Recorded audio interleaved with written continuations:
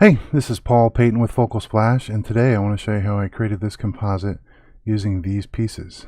Came up with the idea for this little boy, and I was going to put him with a bear, and so I went to Adobe Stock and got this bear here. You can get free bears from different places, but I really liked this one in the position it was in. This will just be a quick tutorial showing what I did with this image. A full tutorial will be coming very soon where I actually show you step by step, stroke by stroke, everything that I did to this image. This stump is from Pixel Squid. It is a 3D rendered. You can spin it and put it exactly how you want it, and it turned out really good.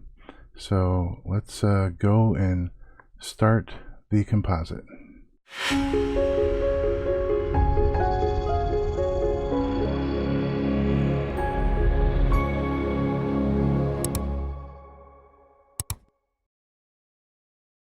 Alright, so the first thing I did was open this bear up and make this bear a little more friendly. And to do that, I liquefied the bear's eye to make it a little bigger. Right? Next thing was to add a little bit of white and contrast to the eye and fix a spot on his nose like that. Looks much more friendly and, bloodshot eyes. And I think that looked good. So then we added the stump and rock there from Pixel Squid, and I was able to spin it the way I wanted it and put it right there.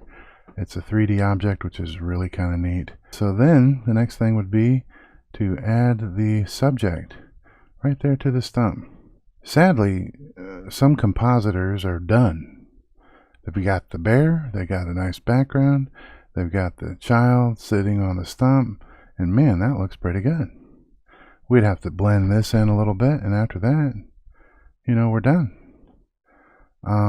Kids looking at the bear. That's all kind of neat, right? Kids nicely cut out of the background.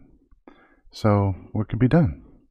Well, there's some things here that I think we can do to enhance this quite a bit. So the first thing I'd want to do is see if I can match the child's color with the scene. We have more green in the scene, and he's got a little bit of the cooler tint to him. So what you would do is take the background layer and hit Control J, duplicating that layer, right?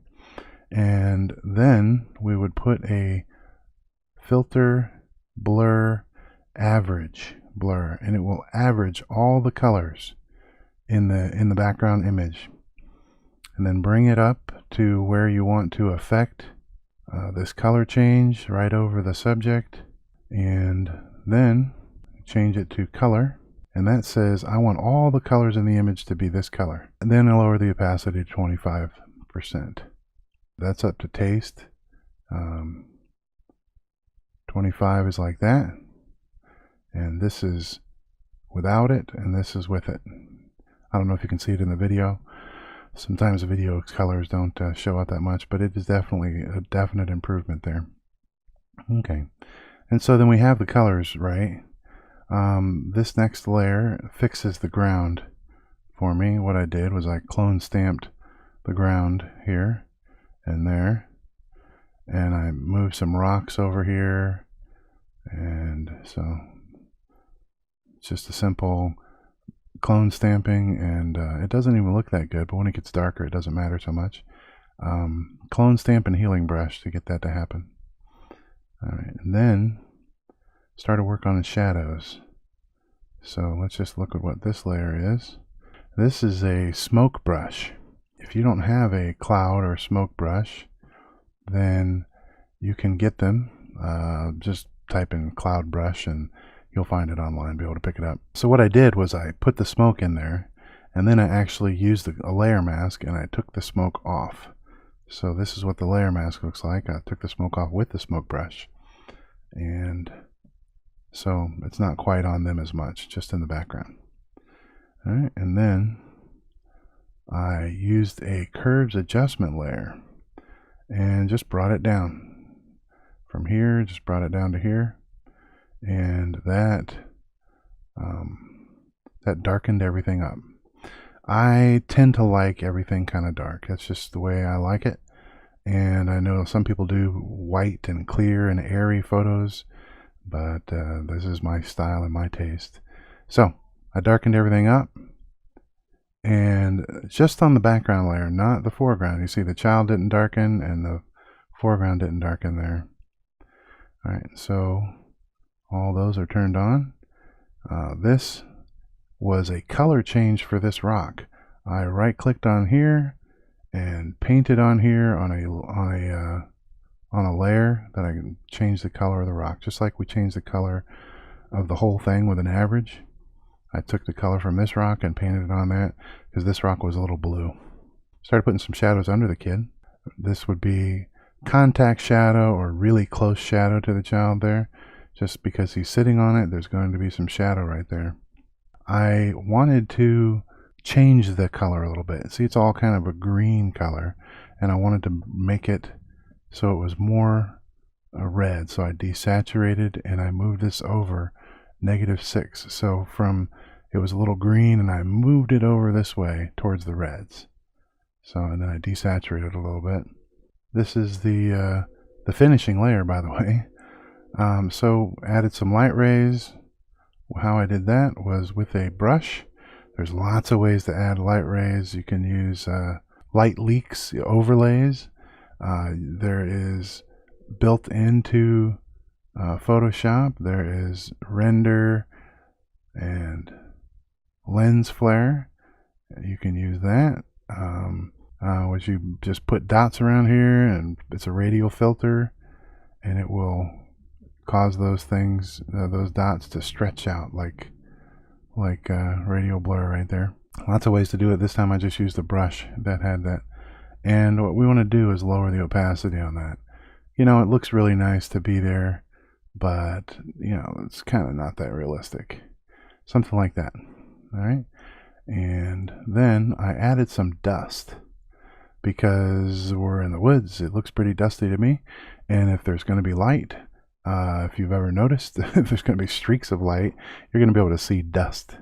So I really liked it. It's not snow. It's dust. It's probably the same similar brush, just really smaller here. And the next thing, I darkened up some things. I put kind of a vignette. Now this vignette, I didn't want to change put darkness over here because it wouldn't make sense for it to be darker over here than right here. And that's what the vignette would have done. So I put it just in the places where I wanted it. So I darkened up through here, along this, along the top here, and along the back side here, and that's that. And then next, I added a little bit of light. Just took where that light would be hitting the bear and the boy, and added some light there. And then next, added some darkness again to the bear, which the first vignette thing didn't do. So added some darkness to the bear and a little to the boy there. And then when I was all done, I just wanted to play with it some more. So I added a little bit more darkness. So the light wouldn't be here because the bear would be blocking that light. So I took some light away from here and I took some light off the back side here. It wouldn't be bright back there. It doesn't make sense. So I wanted it to make sense, and so that's what I did. Darkened it, add a little more shadow back here, a little shadow there, a little shadow in between here. And then my wife said, "Hey, that dog is taking too much attention." Right? So I said, "Okay, let's take a little bit of light off that dog so it's not the first thing in the image that you see." All right, and then the next thing was, if you notice, his face is kind of white instead of warm like it should be. And so I added a little bit of warmth, a little bit of color to him, because that light would be color shining on him. And so there you have it. If you want to see the next tutorial, then you're going to want to subscribe. Just click subscribe and then click that notification button if you're at YouTube. If you're on Facebook, you can just comment on the post there, and I will comment again, and you should get notified then of the next tutorial for this image. So thank you for watching. Have a good day.